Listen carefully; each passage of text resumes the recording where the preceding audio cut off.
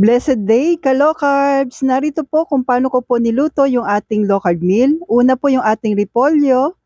Yan po, lagay lang natin sa kawali, walang mantika. Then, asin lamang po.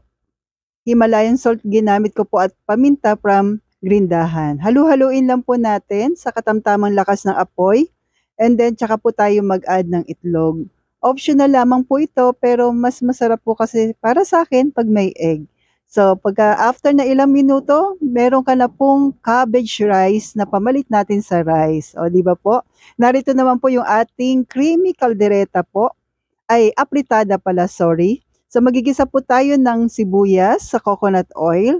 Then, add po natin yung ating bawang. And please don't forget to like and follow po para updated tayo sa ating mga low carb meal, low carb snack, low carb dessert, at low carb kwentuhan natin everyday.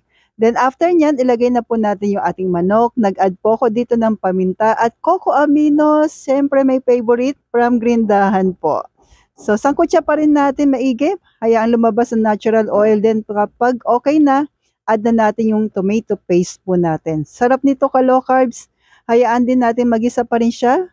Maigi po bago tayo mag-a-add dito ng water po. Yes. Nag-add po ako ng tubig po dito at takpan natin para mas maluto pa po yung ating manok. Then kapag okay na, add na tayo ng cheese na pasok sa atin ka low carbs. Keso po ang gamit ko dito po. At hayaan din natin mas magkrema. Yan, sa mahinang apoy na lamang po dito. Pero kanina malakas po yung aking apoy. Then, add ng boiled egg. Optional lamang po at meron ka na pong low carb meal. Stay healthy, stay low carb po.